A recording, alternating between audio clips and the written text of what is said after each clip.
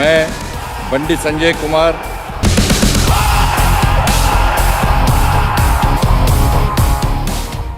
కరీంనగర్ ఎంపీగా బండి సంజయ్ రెండవసారి గెలిచి ఈ రోజుతో సంవత్సరం పూర్తి చేసుకున్నాడు. అదేవిధంగా ఎంపీగా గెలవడమే కాకుండా ప్రధానమంత్రి నరేంద్ర మోడీ నేతృత్వంలో కేంద్ర హోంశాఖ సహాయ మంత్రిగా చోటు దక్కించుకున్నాడు. అయితే తనకు అప్పగించిన పనుల్లో ఎంత బిజీగా ఉన్నా కూడా కరీంనగర్ పార్లమెంటు నియోజకవర్గ ప్రజలకు అదేవిధంగా అభివృద్ధి విషయంలో ఇప్పుడు అందుబాటులో ఉంటున్నాడు. దీనికి సంబంధించి బీజేపీ సీనియర్ లీడర్స్ ఉన్నారు, వారిని అడిగి మరిన్ని విషయాలు తెలుసుకుందాం. సార్ చెప్పండి అన్న, కరీంనగర్ టైగర్ బీజేపీ బండి సంజయ్ గెలిచి సంవత్సరం పూర్తి చేసుకున్నాడు కదా, మీకు ఎలా అనిపిస్తుంది? మాకు చాలా అద్భుతంగా ఇంతకుముందు ఎంపీల కంటే ముందుగా మాకు చేయాల్సిందంటే స్మార్ట్ సిటీ అయిన తర్వాత అవి గత ఎంపీ 5 సంవత్సరాలు గడిచింది, అప్పుడు పనులు స్టార్ట్ అయినాయి. కాకపోతే బిల్లుల పెండింగ్ విషయంలో సెకండ్ టైం గెలిచిన తర్వాత కేంద్ర మంత్రి అయిన తర్వాత పెండింగ్ ఉన్న బిల్స్ ఇప్పేయడంలో కానీ సొంతగా ఆయన చొరవ చూపెట్టి అది ఇస్తే కానీ పనులు జరగలేదు. అది అందరికీ తెలిసిన విషయమే. కరీంనగర్ కార్పొరేషన్కి సంబంధించి చాలా అద్భుతంగా డెవలప్మెంట్ జరిగిందంటే అది కేంద్ర మంత్రి నరేంద్ర మోడీ గారి సహకారంతో, ప్రధానమంత్రి గారి సహకారంతో మా ఎంపీ బండి సంజయ్ కుమార్ గారు కేంద్ర మంత్రి అయినాక చాలా సంతృప్తిగా ఉన్నాం. చెప్పండి అన్న, ఇప్పుడు కరీంనగర్ పార్లమెంట్ అభివృద్ధి విషయంలో బండి సంజయ్ ఎలాంటి కార్యక్రమాలు చేపట్టాడు, ఎన్ని వేల కోట్ల నిధులు మంజూరు చేశాడు? ఈరోజు కరీంనగర్ ఆరో బ్రిడ్జి కానీ మన తిగులొండపల్లె వద్ద, అదే రకంగా పక్కకు రైల్వే స్టేషన్, దేశంలో 20 రైల్వే స్టేషన్లు అభివృద్ధి చెందితే అందులో ఒకటి మన కరీంనగర్లో ఉండడం అనేటువంటిది ఇలా బండి సంజయ్ కుమార్ గారి అభివృద్ధికి నిదర్శనం. అదే రకంగా గూడ్స్ దానికోసం కొత్తపల్లిలో దానికోసం ప్రత్యేకంగా కొత్తపల్లిలో ఏర్పాటు చేయడం జరిగింది.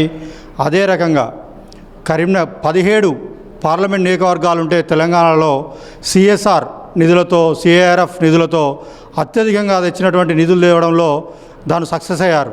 దాదాపుగా కొన్ని వందల కోట్ల నిధులు తీసుకొచ్చి సిఏఆర్ఎఫ్ నిధులతో పెద్ద పెద్ద రోడ్లు నిర్మాణించడం జరిగింది. జాయింట్ రోడ్లు కానీ జిల్లా టు జిల్లా హెడ్ క్వార్టర్లకు పెద్ద డబుల్ రోడ్లు వేయించడం జరిగింది. అదే రకంగా రాజ్నాథ్ సింగ్ గారిని ఒప్పించి ఈ సంవత్సర కాలంలో సైనిక్ స్కూళ్ళు తీసుకురావడం జరిగింది.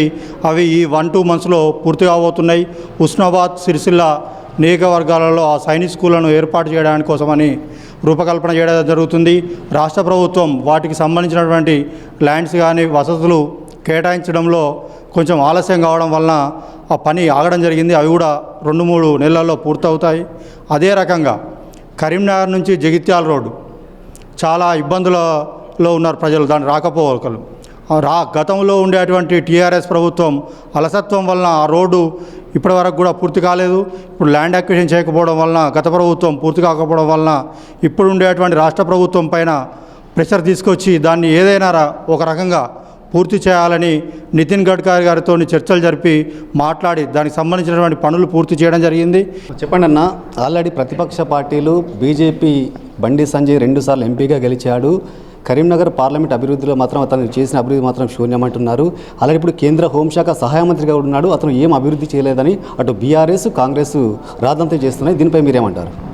ప్రతిపక్ష నాయకులకు వాళ్ళకు కళ్ళున్న కనబడతలేదని నేను అనుకుంటున్నాను. మరి ముఖ్యంగా చూసుకున్నట్టయితే ఇక్కడ ఆర్ఓబి తిగులొండపల్లె, నేను ఒక డివిజన్ కార్పొరేటర్గా అక్కడ స్థానిక ప్రజల సమస్యలు, అది ఎప్పుడు గేటు పడ్డా కానీ అక్కడ హాస్పిటల్ ఏరియా కాబట్టి అక్కడ మంచిర్యాల లక్షపేట నుంచి వాహనాలు రావడం జరిగింది. అక్కడ ఎంతోమంది గేటు పడి చనిపోయిన రోజులు ఉన్నాయి. అప్పుడున్న బీఆర్ఎస్ రాష్ట్ర ప్రభుత్వం వాటా ఇవ్వలేదు. కేంద్రం నుంచి వెళ్ళి సంజయ్ అన్న ఎంపీగా మొదటిసారి గెలిచిన తర్వాత మనకు కేంద్ర వాటా ఆర్ఓబికి ఇప్పియడం జరిగింది.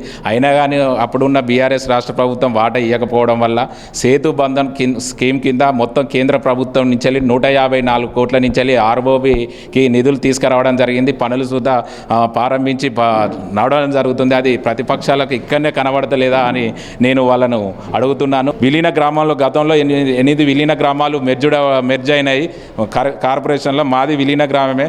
మాకు వాటర్ సమస్య అంటే కలుపుకున్నారు కానీ గత రాష్ట్ర ప్రభుత్వంలో వాటర్ రాలేదు. మేము ఒక 5 సంవత్సరాలుగా కార్పొరేటర్ కాడ ప్రజల ఇబ్బందులను చూసిన వాళ్ళ దృష్టికి తీసుకెళ్తే 147 కోట్లు అమృత్ 2.0 కింద 8 విలీన గ్రామాలకు తీసుకొచ్చి ఇవాళ ట్యాంకుల నిర్మాణం కానీ, ప్రతి గల్లీ పైప్ లైన్ నిర్మాణం కానీ బండి సంజయ్ అన్న చొరవతోనే జరగడం జరుగుతుంది. ఇవన్నీ ప్రతిపక్షాలకు కనబడతలేదు. వాళ్ళు కళ్ళున్న గుడ్డివారైందని నేను తెలియడం జరుగుతుంది.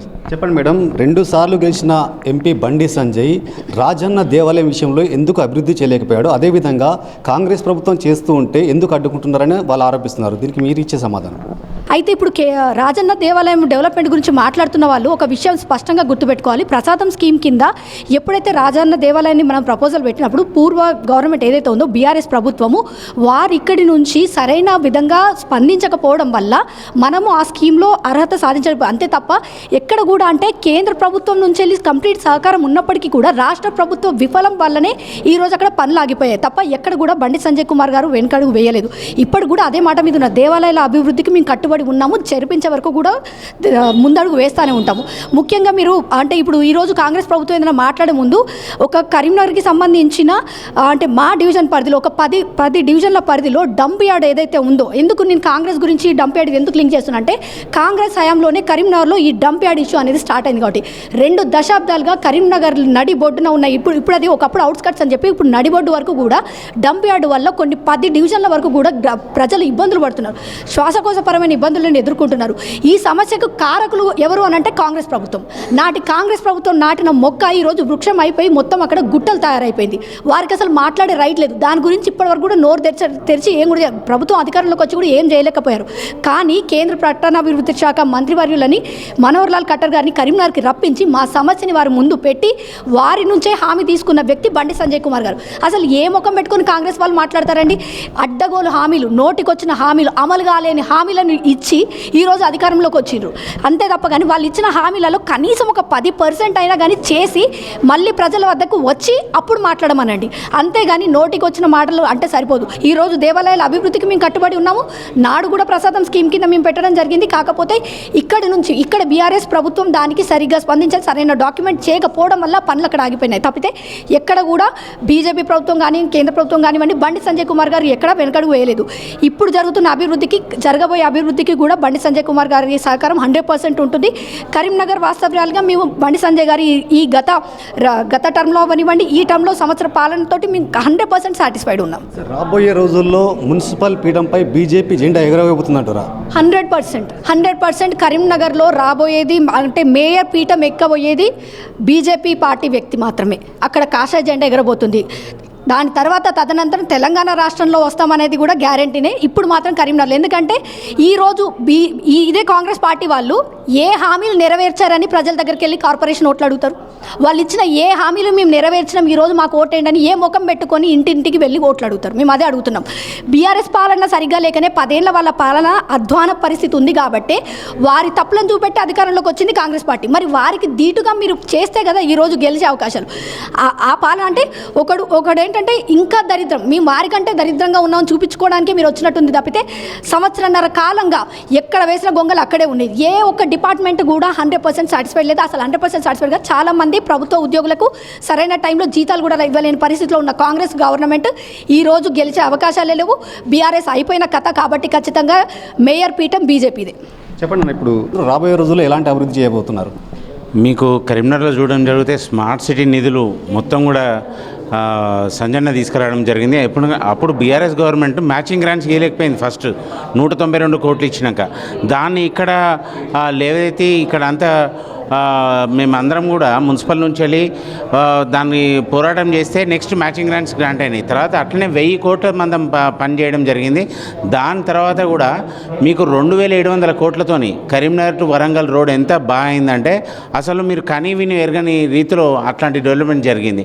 ఇంకా నెక్స్ట్ జగిత్యాల రోడ్ది కూడా ప్రపోజల్ చేయడం జరిగింది.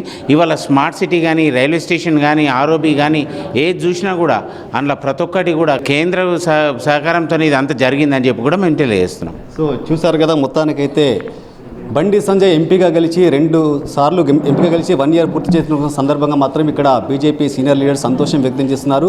కరీంనగర్ పార్లమెంట్ అభివృద్ధి విషయంలో బీజేపీ తోడ్పాటు అందిస్తుంది. ఇప్పటికే 1000 కోట్ల రూపాయలు కూడా తీసుకొచ్చి అభివృద్ధి విషయంలో పాటుపడుతుంది. అదేవిధంగా ఎప్పుడు కూడా ప్రజలకు అందుబాటులో ఉంటూ రాబోయే రోజుల్లో ఈ కరీంనగర్ మున్సిపల్ పీఠంపై జెండా ఎగరవేస్తామని కూడా వాళ్ళు ఆశాభావం వ్యక్తం చేస్తున్న పరిస్థితి నెలకొంది. వీడియో జర్నలిస్టు శేఖర్తో శ్రీనివాస్, మైత్రి ఛానల్, కరీంనగర్.